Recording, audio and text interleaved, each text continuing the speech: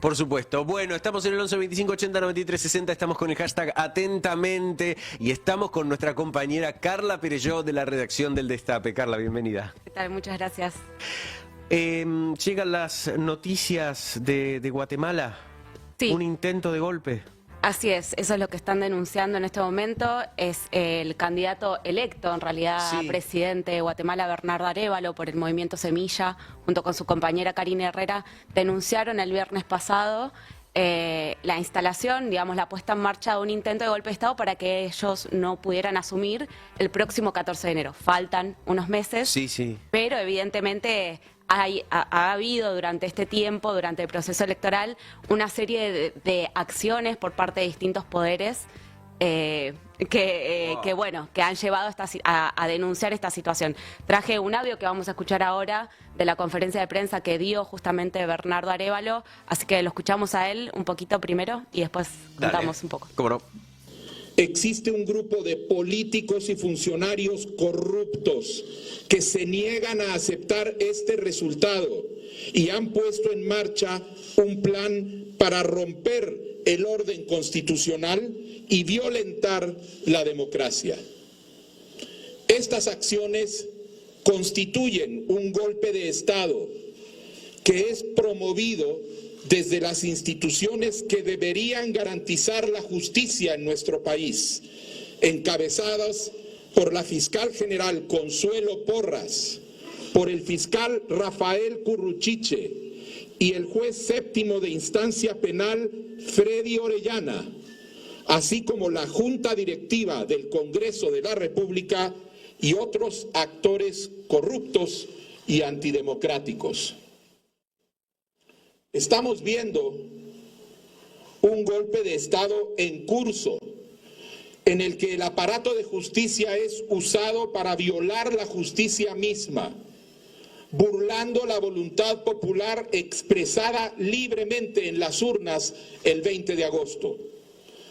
Se está llevando a cabo paso a paso, mediante acciones espurias, ilegítimas e ilegales, en distintas instancias, cuyo objetivo es impedir la toma de posesión de las autoridades electas, incluyendo al presidente, la vicepresidenta y nuestros diputados y diputadas al Congreso de la República, debilitando y negando los recursos, la autoridad y la legitimidad que constitucionalmente nos ha conferido el pueblo de Guatemala.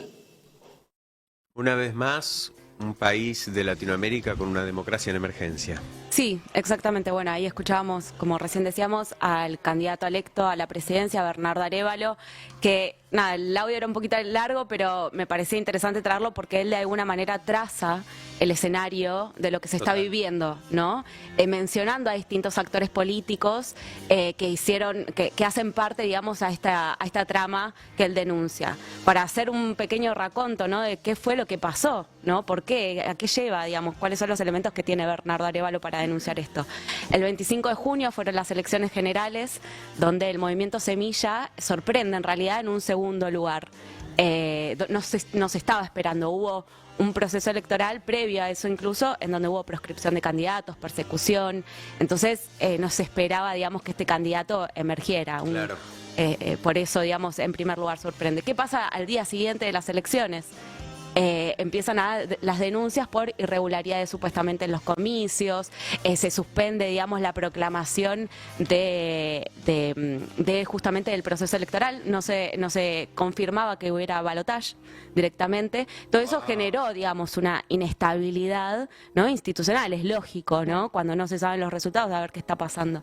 Y en el medio de todo eso es donde aparece también de nuevo la justicia, ¿no? Este actor político, este actor que menciona Arévalo muy claramente con nombre y apellido, ¿no? Para hacer un repasito rápido, ¿no? Sí. Él menciona a un juez penal, Freddy Orellana, menciona a Consuelo Porras, que es la titular del Ministerio Público Fiscal de Guatemala, menciona también al jefe de la Fiscalía Especial contra la Impunidad, Rafael Curruchiche.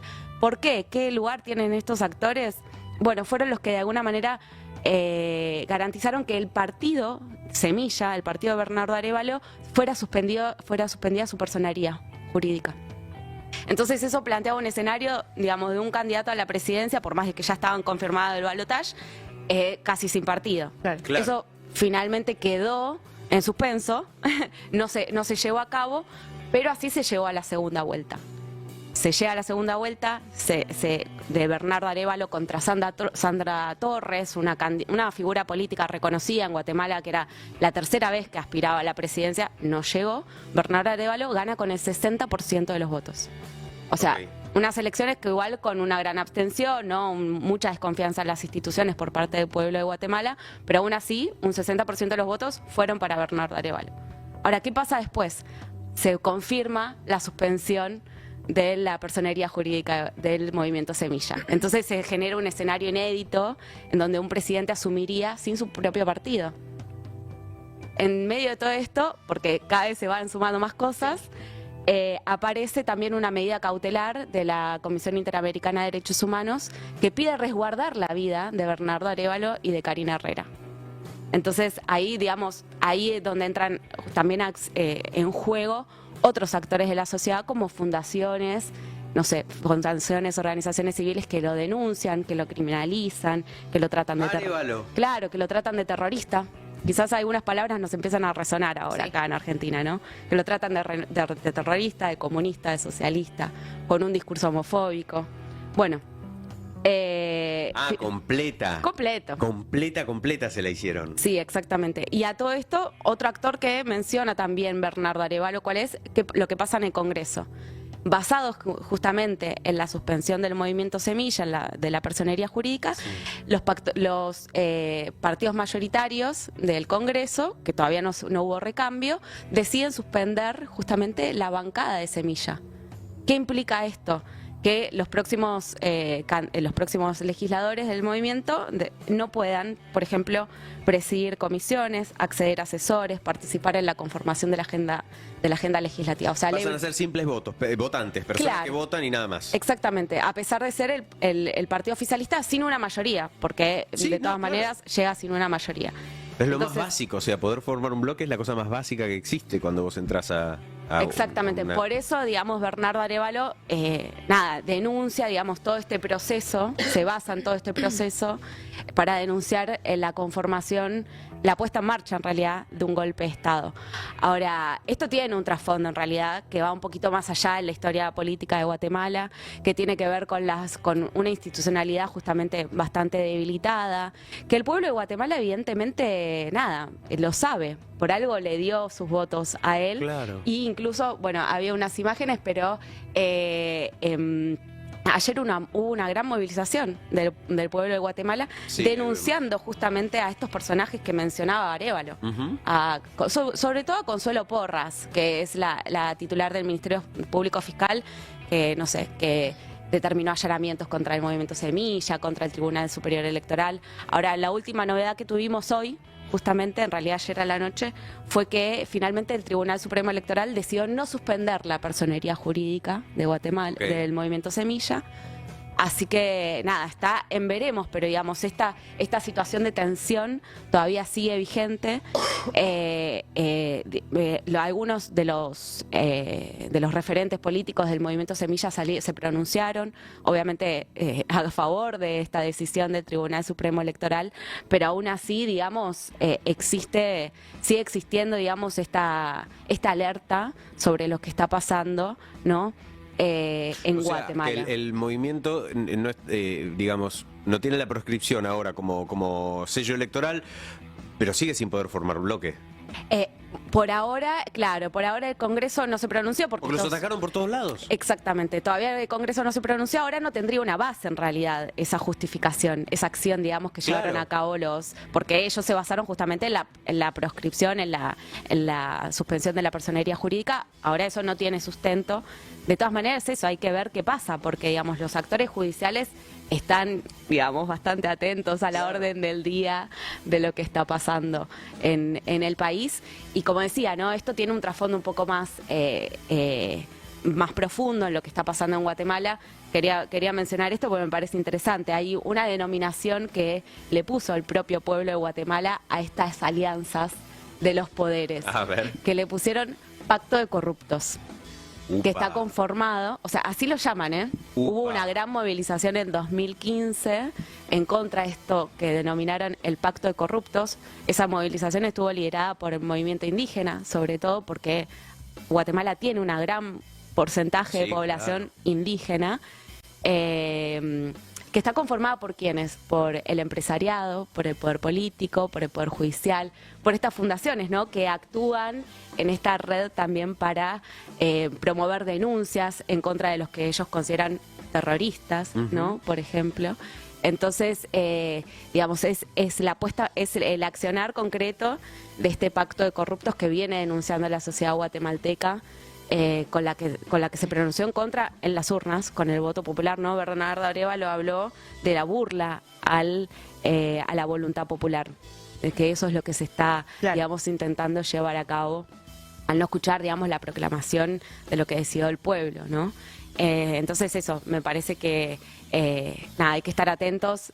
Guatemala es un país del que no se suele hablar demasiado, por eso también me parecía interesante Totalmente. traerlo, y porque a veces me parece, no para despertar tanto las alertas, pero sí, a veces estos territorios suelen ser, ¿no? Como un poco laboratorios Sí. de la puesta en marcha de distintas estrategias, ¿no? Lo vimos con el golpe en Honduras, que después se replicó en Paraguay, en Brasil, después con otras quizás estrategias de nuevo en Bolivia. Para ¿no? mirarnos ahí. Exactamente, ¿no? A mí me parecía interesante esto, ¿no? Como, sobre todo, el accionar de estas fundaciones, asociaciones que también, no sé, me resonaba a mí por lo menos Sí, claro. lo que está pasando acá, también nuestro propio contexto. Nada, me parece que está bueno eso, estar atentas y atentes. Llama haciendo mucho también. la atención la artillería pesada que usaron, toda al mismo tiempo. Sí. Eso también es parte de una estrategia nueva, porque Total. acá en Argentina se jugó más al desgaste. De una época apuntan por un lado, otra época apuntan por el otro. Acá se la jugaron toda de una. Claro, sí, evidentemente la llegada, el movimiento Semilla justamente surge en 2015, cuando, digamos, el pueblo guatemalteco sale a denunciar la impunidad, la corrupción, ¿no? Surge con ese discurso anticorrupción. Entonces, evidentemente toca distintos intereses que hay algunos que no están dispuestos a entregar, Claro. ¿no? Bernardo Arévalo o sea, Guatemala, como casi toda Centroamérica, ¿no? Es una región que tiene una gran influencia de Estados Unidos. Y en este caso, Bernardo Arévalo tiene el apoyo de Estados Unidos, que hasta hace poco, digamos, esos apoyos iban dirigidos a este pacto de corruptos que denuncia la sociedad guatemalteca, pero bueno, evidentemente hubo un rompimiento ahí, y bueno, y se está intentando correr ese eje. Así que nada, veremos cómo sigue todo esto. Me parece, falta mucho para el 14 de enero. Muchísimo, muchísimo. No, ¿No? Nos da ansiedad ya a nosotros. Imagínate lo que debe ser para el pueblo guatemalteco.